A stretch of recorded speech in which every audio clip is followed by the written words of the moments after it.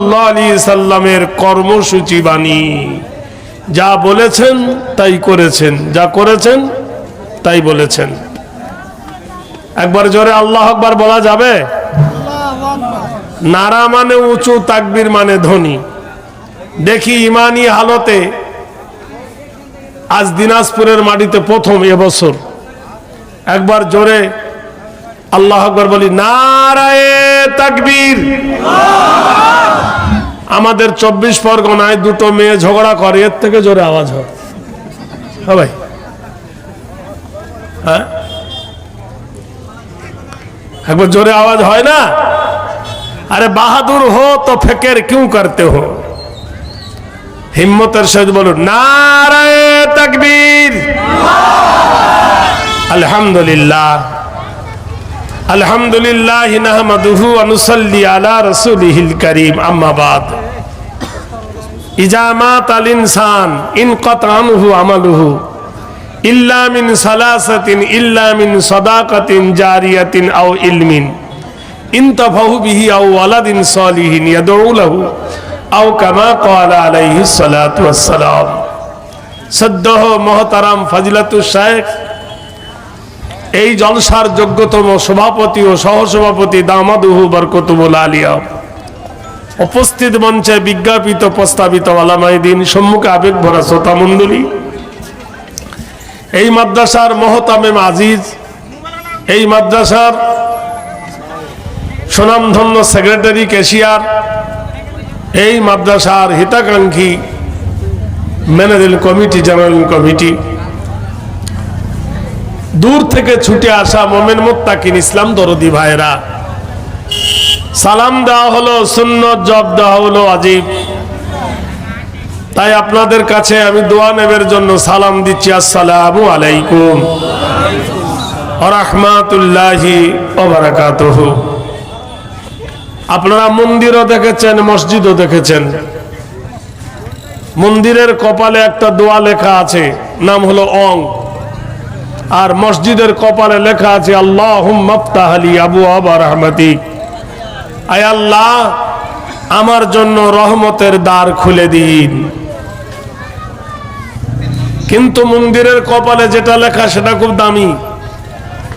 শিক্ষা প্রতিষ্ঠান নেই, শিক্ষা কেন্দ্র নেই, তাই অনেকে ওরা জানতে পারে না অং শব্দগুলো অনেকগুলো ক্ষেত্রে ব্যবহার হয়। ওম নমঃ ব্রভস্য মাল নীতি নৈতিত্য হেরি কমরত নাম গরিয়সী চন্দ্র সূর্য আলত্তবায় নীতি নৈতিত্য শান্তি গরিয়সী সর্বভূতে নমস্তুতে যুগে যুগে।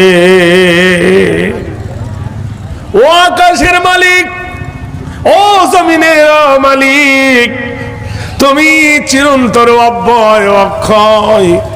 তোমার ইশারায় চন্দ্র ওঠে, তোমার ইশারায় সূর্য ডোবে, তোমার ইশারায় ফুল ফোটে, সুদের সুগ্রহণ ফুলের আসে।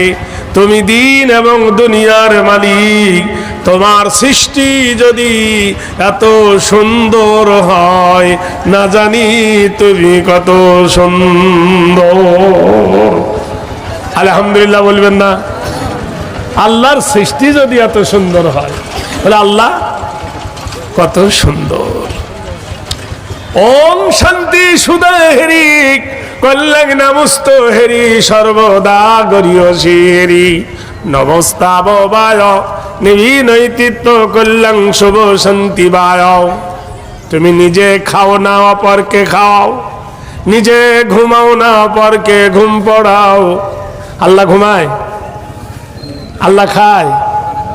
তুমি সর্বসময় তোমার কাছে যে যা চাই তুমি তাকে দাও। হে মহান প্রভু, তোমার রহমতের কাছে হলাম আমরা ঋণী।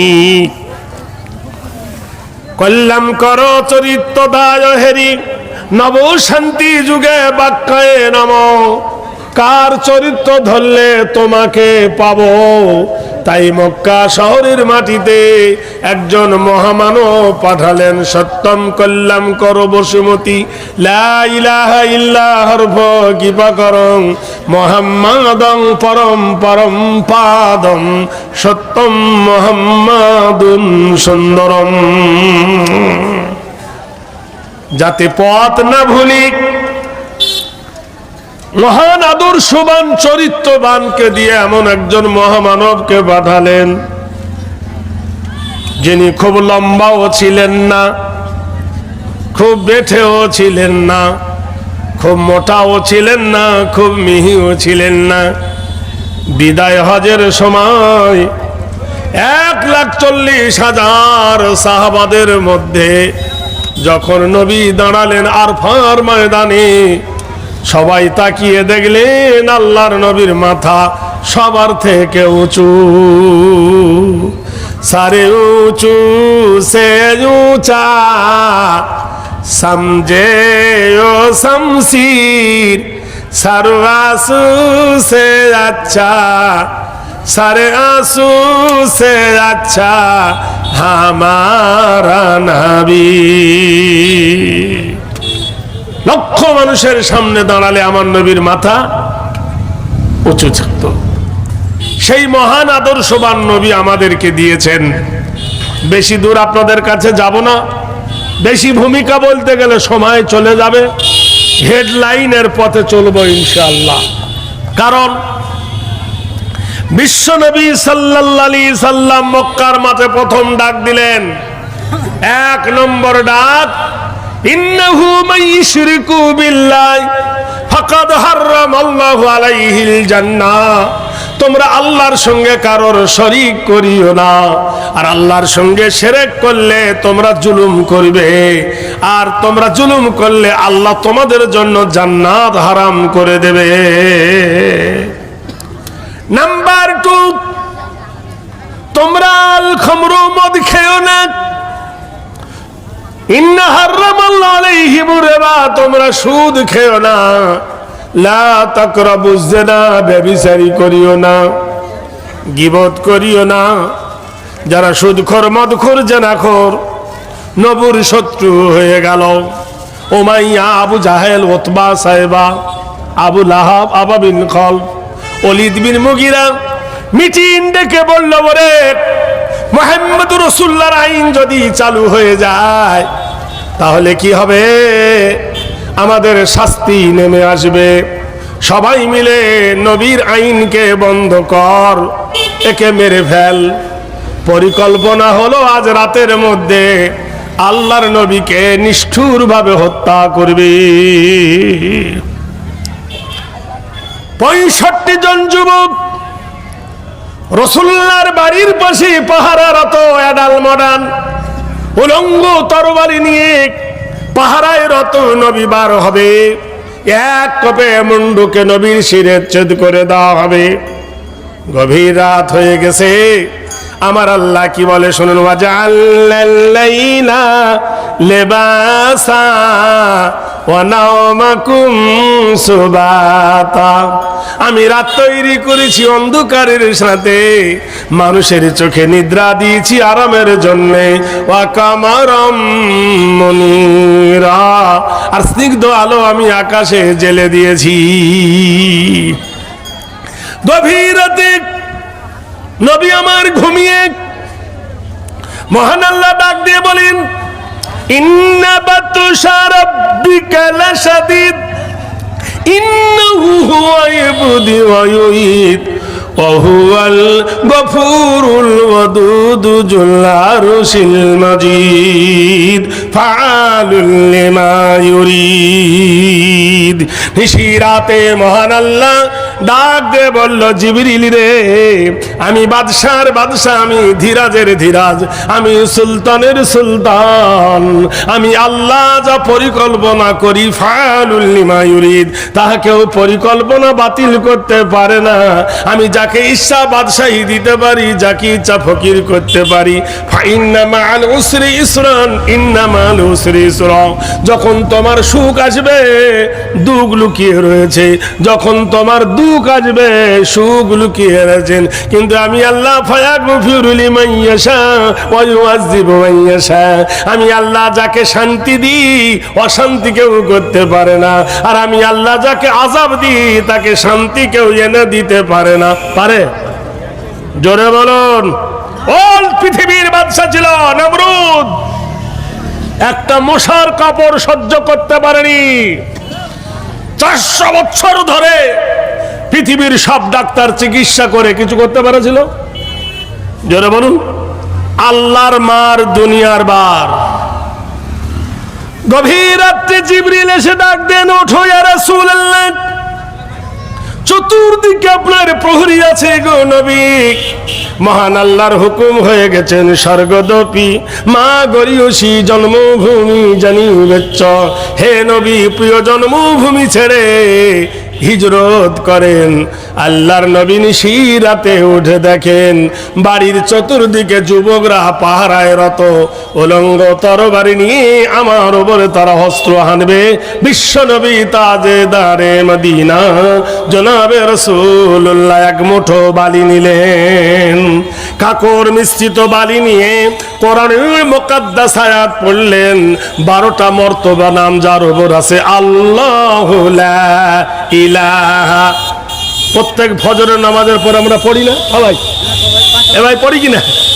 আল্লাহু লা ইলাহা ইল্লাহু আল হাইয়ুল কাইয়ুম লা তাখুযুহু সিনাতুম ওয়ালা নাওম লাহু মা ফিস সামাওয়াতি ওয়া মা ফিল আরদ ইলা আখির।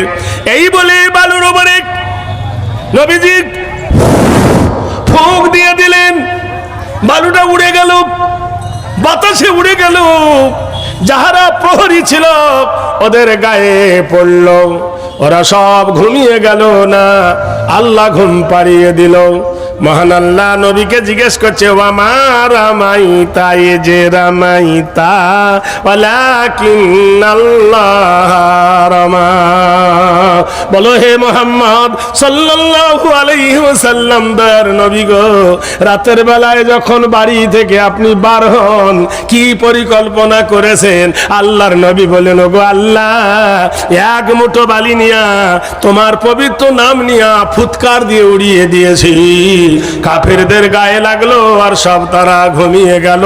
আল্লাহর নবী নিশিরাতে হযরতে আলী কারিমুল্লাহ ওয়াজহুকে নিজের বিছানায় ছুঁয়ে দিয়ে আল্লাহর নবী আবু বকরকে সঙ্গে নিয়ে মক্কা থেকে মদিনার দিকে রওনা হয়ে গেলেন। মদিনায় যখন তিনি পৌঁছে গেলেন, কিছুদিন গেল। আপনারা তো ভালো করে জানেন হাতের নখ বড় হয়, লোকে নখ কাটে কিন্তু হাত কাটে না। কাটে? ধরে বলুন। আমাদের দেশের আইন আছে, 18 বছরের নিচে কোনো মেয়ের বিয়ে হলে থানায় জানিয়ে দিলে পুলিশ ধরবে। ধরবে না? জেল হবে। আর 30 বছর বয়স হয়ে গেছে কোনো মেয়ের যদি বিয়ে না হয় তখন আর পুলিশের কোনো খবর নাই। এরকম আছে না? কি সর্বনাশ! ভাইরা আমার, বন্ধুরা আমার, দোস্তরা আমার, করলা তিতো, চিনি দিলেও তিতো থাকবে, যার যা স্বভাব। করলার স্বভাব তো তিতো।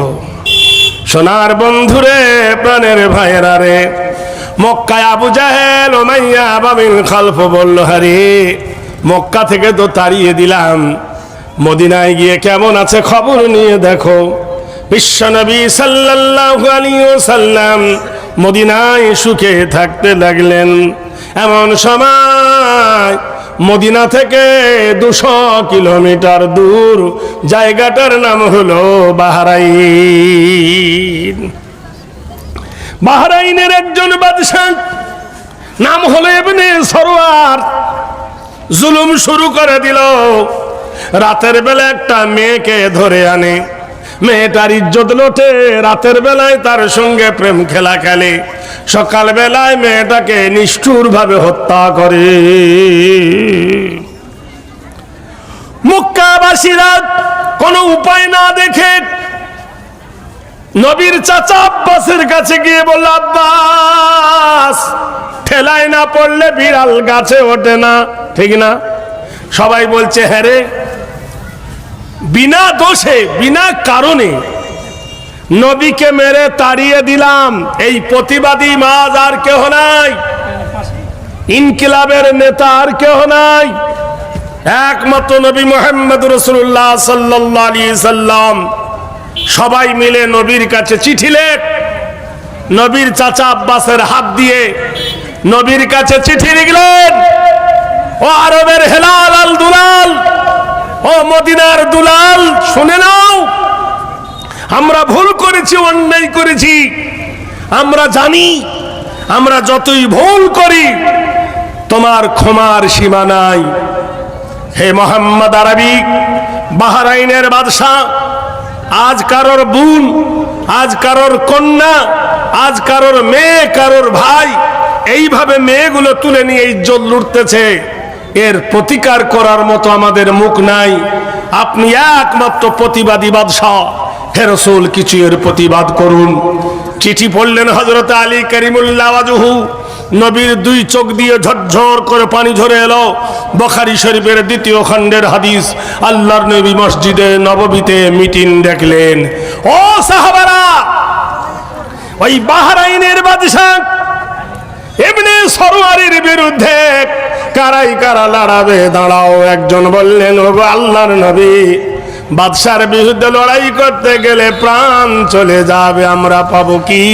কোরআন বলে দিন, ওয়ালা তাকুলু লিমান ইয়ুকতালু ফি সাবিলিল্লাহি আমওয়াত। তোমরা যদি দিনের জন্য কতল হয়ে যাও, গলা চলে যায়, তোমরা মরে গেছো, তোমাদেরকে মৃত বলা হবে না। কি পাওয়া যাবে গো নবী মরণের পরে? নবী জানিয়ে দিলেন, তোমরা যদি শহীদ হয়ে দাও দিনের কাজের জন্য, ওয়া জান্নাতিল আরদুহা কারবিস সামাওয়া, আল্লাহ তোমাদেরকে আকাশ এবং জমিন যত বড়, এত বড় একটা জান্নাত দান করবে। একসঙ্গে 3300 সাহাবা, একসঙ্গে 300 সাহাবা দাঁড়িয়ে গেলেন, ওয়াকানা ওয়া সামিনা ওয়া সাল্লামনা। বাহরাইনের বাদশাকে শায়েস্ত করার জন্য আমরা 300 সাহাবা দাঁড়িয়ে গেলাম। আল্লাহর নবী তাজদারে মদিনা বললেন, দাও, তোমাদের মধ্যে একটা নেতা বানিয়ে দিই, তোমাদের মধ্যে একজন কমান্ডার বানিয়ে দিই, তোমাদের মধ্যে একজন পরিচালক বানিয়ে দিই। সবার মধ্যে সবাই বললেন, আতিউল্লাহ ওয়া আতিউর রাসূল, আমরা আল্লাহ এবং আল্লাহ রাসূলের ইতাআত করি। হে নবী, আপনি কাকে বানাবেন বলুন? আল্লাহর নবী বললেন, এই দলের মধ্যে সেনাপতির দায়িত্ব দিলাম হযরতে সাইর রাদিয়াল্লাহু তাআলা আনহু। কোথায় আছে? দাঁড়িয়ে যাও। সাইর দাঁড়িয়ে গেলেন। সাত সাজরব মসজিদে নববীতে 300 অ্যাডাল মডার্ন যুবক যুদ্ধে যাবার জন্য তৈরি। এমন সময় দরজার গেট নড়ে উঠল। কে?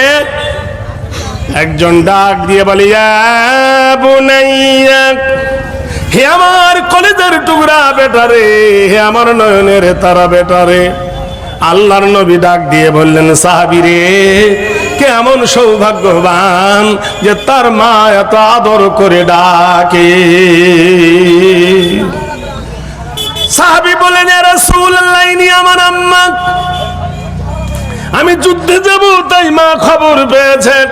মা বলল, বেটা, আসল তা নয়, তুমি যুদ্ধে যাও, আমার কোনো ব্যাপার নাই, কিন্তু বেটারে বড় বিপদে পড়ে গেছি। কি হয়েছে বলো? বলে, প্রসবের যন্ত্রণাতে কাতর হইয়া বিবি তোমার কাঁদতেছে গড়াগড়ি দিয়া। হে আমার কলেজের টুকরা বেটারে, তোমার বিবির প্রসবের যন্ত্রণা উঠেছে, মাটিতে গড়াগড়ি করে, উপায় না দেখি বেটা করি আবেদন। হে বেটা, কি করি এখন বল? বেটা বলিল, গো মাতা, শোনোনি কো তুমি ডাক দিয়েছেন নবী, কি করিব আমি? ও গো মা, তুমি কি জানতে পারোনি? ও গো মা, তুমি কি শোনোনি? সাহাবী কহিল, মাতা, শোনোনি কো তুমি ডাক দিয়েছেন নবী, কি করিব আমি হৃদয় চিরিয়া যদি দেখাবারও হতো, চিরায়ে দেখাতাম তোমায় নবীকে ভালোবাসি কত। মা বলছেন বেটা রে কি করব বল। ছেলে বলছো মা আমি তো জেহাদে যাচ্ছি গো মা, শুনে নাও আমি গেলে তোমার বৌমার যন্ত্রণা কমবে না, আমি না গেলেও বাড়বে না, একটা ডাক্তার দিয়ে পাঠাচ্ছি গো মা, ডাক্তারকে নিয়ে যাওয়া। নুনাজ্জিলু মিনাল কোরআনি মা হুয়া শিফাউ ওয়া রাহমাতুল লিল মুমিনিন। কোরআন হলো বড় ঔষধ, কোরআন হলো বড় দাওয়া। গো মা জননী যাও যাও, আল্লাহর পবিত্র কালাম দিয়ে দিলাম, একটু পানি নিয়ে নেবে, একটু তেল নিয়ে নেবে, সেই পানিতে পড়বে ফাসায়া কুফি কাহুমুল্লাহু ওয়া হুয়াস সামিউন আলিম। এই পানি পান করিয়ে দেবে গো মা, আল্লাহ পাক মুশকিলকে আসান করে দেবে। আর যদি পেট ব্যথা করে পেটের ওপর হাত রেখে পড়বে ওয়াবিল হাক্কে আনজালনাহু ওয়াবিল হাক্কে নাযালা ওয়া মা আরসালনাকা ইল্লা মুবাশশিরান ওয়া নাযীরা। হক আল্লাহ প্রতিষ্ঠিত করবে, না হক আল্লাহ বিদায় করে দেবে। মা চলে গেলেন সাজ সজরব, সবাই গিয়ে নবীর প্রথম মসজিদের নাম হলো মসজিদে কোবা। নবীর জীবনের প্রথম মসজিদ, মসজিদের নাম হলো মসজিদে কোবা। ওই জায়গায় এসে আল্লাহর নবী বললেন সাহাবীরা পড়ো আল্লাহুম্মা আলহিমনা মারাশিদাও মেরেনা ওয়াইজনা মিন শুরুরি আনফুসিনা ওয়া মিন সাইয়্যাতি আমালিনা। আল্লাহ আমাদের প্রতি রহম করো, আল্লাহ আমাদের প্রতি দয়া করো। এই বলে নবী যখন ডিসিপ্লিন দিয়ে ঘোড়ার ওপর যখন চড়বে, চাবুক মারবে, বাহন্ত দন্ত হয়ে ছুটে এসে বলল বেটা বেটারে খোশামদিদ, বেটারে বেটারে গুপ্তে সাদিয়াই মমিনো মাইডিয়ার ফাতিহা তু বাবে জান্নাত কামে ইয়ার। ও বেটা করে জরি টুকরা নয়নের তারা রে, বেটারে প্রসবের যন্ত্রণা থেকে পরিত্রাণ পেয়ে তোমার বিবি আমার বৌমা একটা পুত্র সন্তান ভূমিষ্ঠ করেছে।